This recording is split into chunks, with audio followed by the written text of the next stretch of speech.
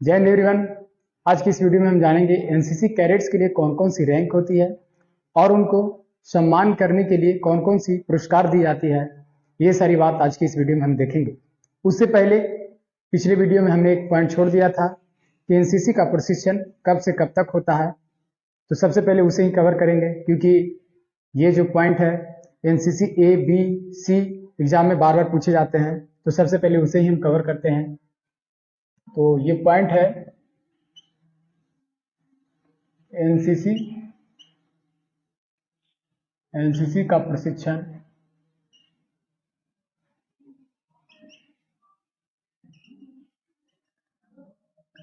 NCC का प्रशिक्षण प्रतिवर्ष एनसीसी का प्रशिक्षण प्रतिवर्ष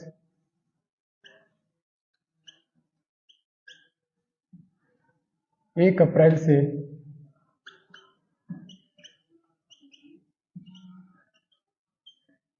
लेकर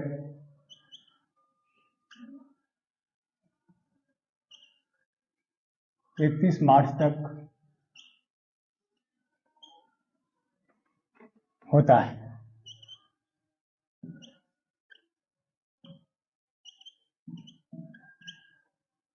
ठीक है, एनसीसी का प्रशिक्षण प्रति वर्ष 1 अप्रैल से लेकर 31 मार्च तक होता है। अब हम जानेंगे कि एनसीसी कैडेट्स के लिए कौन कौन सी रैंक होता है। तो सबसे पहले रैंक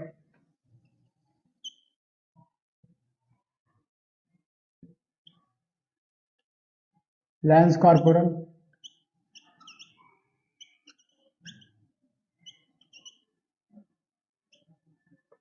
लैंस कॉर्पोरल जिसे शॉर्ट में एल सीपीए लिखा जाता है। ठीक है, और नेक्स्ट कॉर्पोरल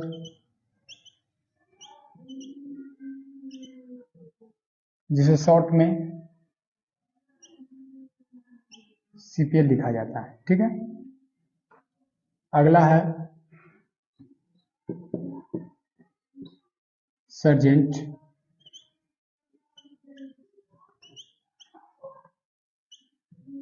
जिसे शॉर्ट में एसजीटी लिखा जाता है। ये जो तीनों रैंक है लेंस कॉर्पोरल, कॉर्पोरल और सर्जेंट, जो कि राइट आर्म्स पे लगाया जाता है। ठीक है, अब अगला हम बात करेंगे चौथा नंबर जो है जूनियर अंडर ऑफिसर।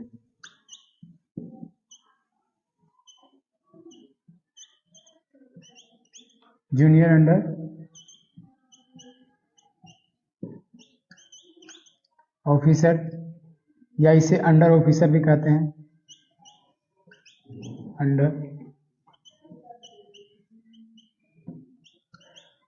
ऑफिसर जिसे शॉर्ट में जेयू या यू लिखा जाता है। ठीक है, जूनियर अंडर ऑफिसर या अंडर ऑफिसर जिसे शॉर्ट में जेयू या ईओ लिखा जाता है। और नेक्स्ट है और लास्ट है सीनियर अंडर ऑफिसर,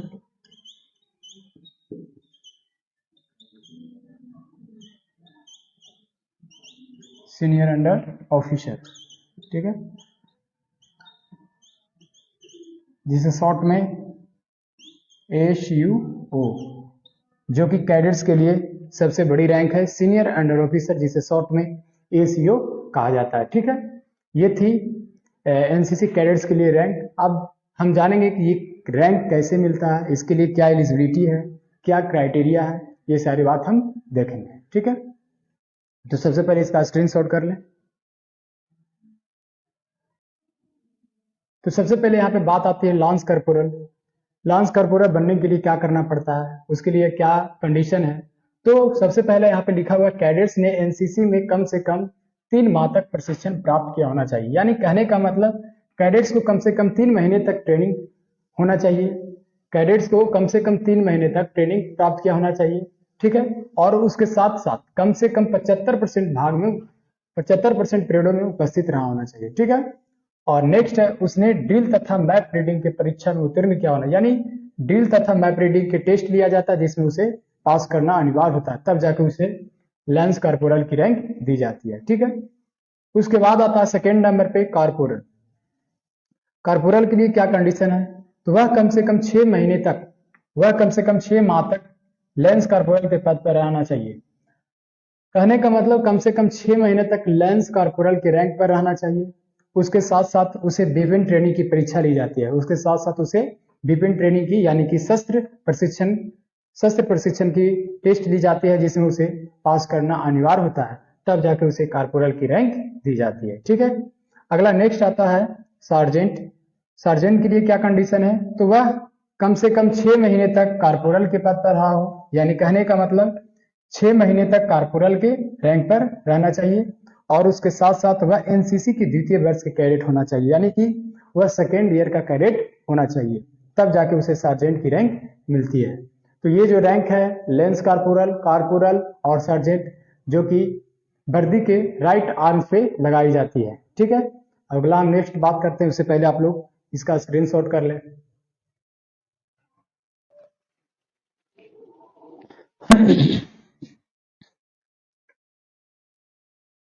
अब यहाँ पे बात आती है जूनियर अंडर ऑफिसर और सीनियर अंडर ऑफिसर। ये जो दोनों रैंक है, तो एनसीसी कैडेट्स के लिए ये ऑफिसर लेवल की रैंक कहलाती है, जो कि दोनों शोल्डर पे लगाया जाता है। ठीक है, तो जूनियर अंडर ऑफिसर के लिए क्या कंडीशन है, तो वह कम से कम 6 महीने तक सार्जेंट के रैंक पर रहा होना चाहिए, वह कम से कम 6 महीने तक सार्जेंट के पद पर रहा होना चाहिए। उसके साथ साथ उसने बी प्रमाण पत्र परीक्षा में उत्तीर्ण किया हो, यानी कहने का मतलब एनसीसी बी सर्टिफिकेट एग्जाम में वह पास किया होना चाहिए, तब जाकर उन्हें जूनियर अंडर ऑफिसर की रैंक दी जाती है। ठीक है, उसके बाद नेक्स्ट है सीनियर अंडर ऑफिसर, जो कि कैडेट्स के लिए सबसे बड़ी रैंक कहलाती है। उसमें यह कंडीशन है कि वह कम से कम 6 महीने तक, वह कम से कम 6 महीने तक अंडर ऑफिसर के रैंक पर रहा होना चाहिए, वह कम से कम 6 महीने तक अंडर ऑफिसर के रैंक पर रहा होना चाहिए। उसके साथ साथ उनमें ये क्वालिटी होनी चाहिए कि वह कंपनी के अंदर 154 कैडेट्स को किस प्रकार से लीड करते हैं और उनके साथ कैसा व्यवहार करते हैं, ये सारी क्वालिटी इनमें होनी चाहिए। ठीक है, तब जाके उन्हें हम अच्छे सीनियर अंडर ऑफिसर कहते हैं। अब यहाँ पे बात करेंगे कि गोल्डन रैंक किसे दिया जाता है, उसके लिए क्या करना पड़ता है। ठीक है,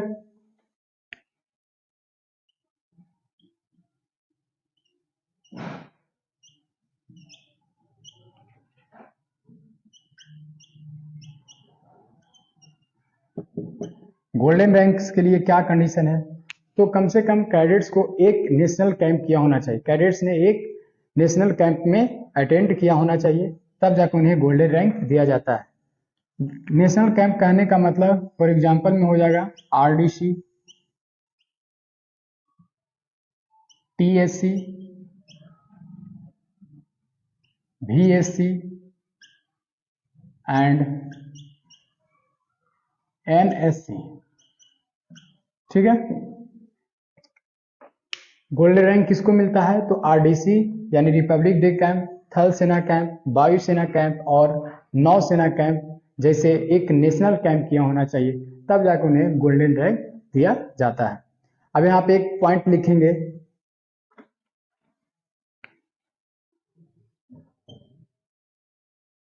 एनसीसी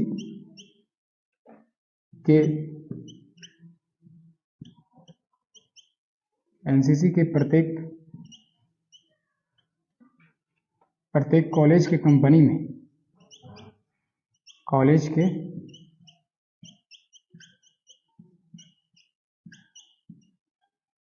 एनसीसी के प्रत्येक कॉलेज के कंपनी में 154 कैडेट्स होते हैं।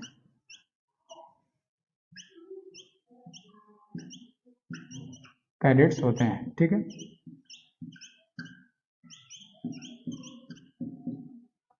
ये चीज ध्यान रखिएगा कि कंपनी में 154 कैडेट्स होते हैं।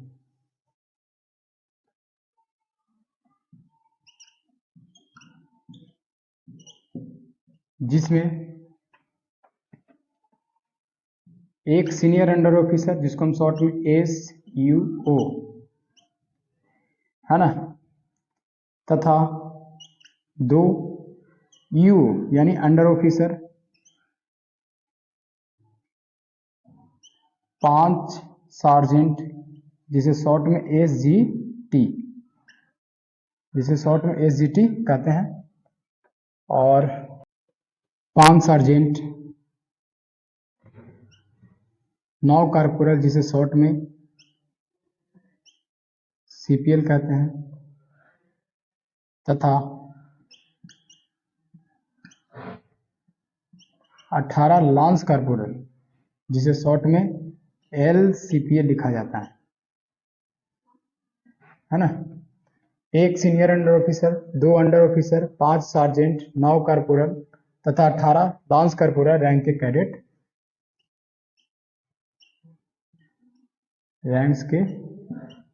कैडेट होते हैं, कैडेट्स होते हैं।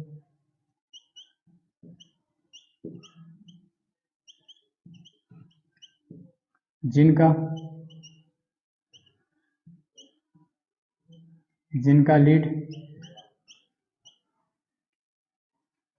Lead company commander,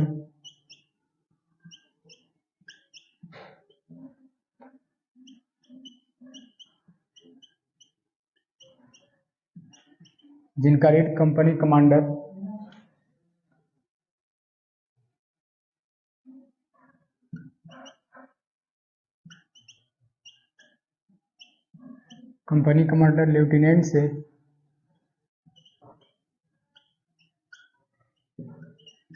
major rank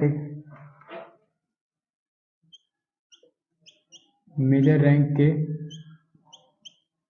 ANOs यानी एसोसिएट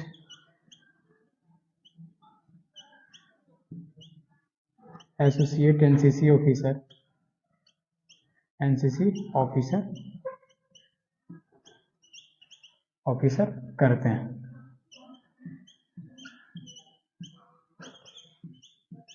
ठीक है,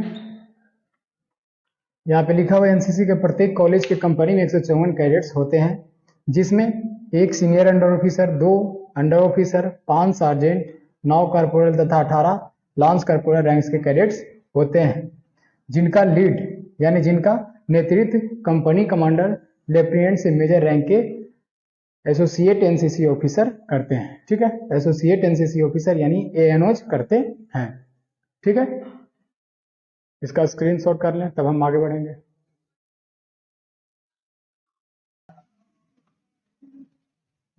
अब यहाँ लिखा हुआ है स्कूल के ट्रूप में 100 कैडेट्स होते हैं। स्कूल के ट्रूप में 100 कैडेट्स होते हैं। जिस प्रकार से कॉलेज की कंपनी में 154 कैडेट्स होते हैं, उसी प्रकार से स्कूल के ट्रूप में कितना कैडेट होते हैं, तो 100 कैडेट्स होते हैं, जिसका नेतृत्व ट्रूप कमांडर करते हैं। जिनका अगर रैंक की बात करें तो वह 3rd ऑफिसर से लेकर चीफ ऑफिसर के ANOs होते हैं। 3rd ऑफिसर से लेके चीफ ऑफिसर के ANOs होते हैं। ठीक है, अब यहाँ पे बात करते हैं कि एनसीसी के अंदर कौन कौन से ऑनर्स एंड अवार्ड दिए जाते हैं।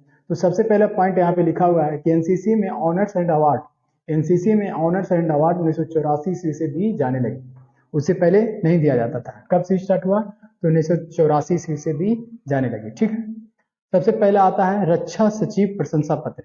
रक्षा सचिव प्रशंसा पत्र जो कि 1984 ईस्वी से स्टार्ट किया गया था। ये किनके द्वारा दिया जाता है, तो भारत के रक्षा सचिव के द्वारा दिया जाता है। भारत के रक्षा सचिव के द्वारा दिया जाता है। नेक्स्ट यहाँ पे आता है महानिदेशक प्रशंसा पत्र। महानिदेशक प्रशंसा पत्र जो कि 1984 ईस्वी से स्टार्ट किया गया था। अब ये किनके द्वारा दिया जाता है, तो एनसीसी के महानिदेशक द्वारा दिया जाता है। कहने का मतलब DG एनसीसी द्वारा दिया जाता है। ठीक है, अगला आता है रक्षा मंत्री प्रशंसा पत्र। रक्षा मंत्री प्रशंसा पत्र तथा रक्षा मंत्री पदक। रक्षा मंत्री प्रशंसा पत्र तथा रक्षा मंत्री पदक जो 1989 ईस्वी से स्टार्ट किया गया था। और ये किनके द्वारा दिया जाता है, तो रक्षा मंत्री द्वारा दिया जाता है। भारत के डिफेंस मिनिस्टर द्वारा दिया जाता है। ये सारी बात हमने क्लियर किया कि एनसीसी के अंदर कैडेट्स के लिए कौन कौन से रैंक होते हैं और कौन कौन से ऑनर्स एंड अवार्ड दिए जाते हैं। आशा करता हूँ कि ये वीडियो जरूर आप लोगों को समझ में आया होगा। अगर ये वीडियो समझ में आया तो इसे लाइक, शेयर एंड सब्सक्राइब जरूर करें। धन्यवाद।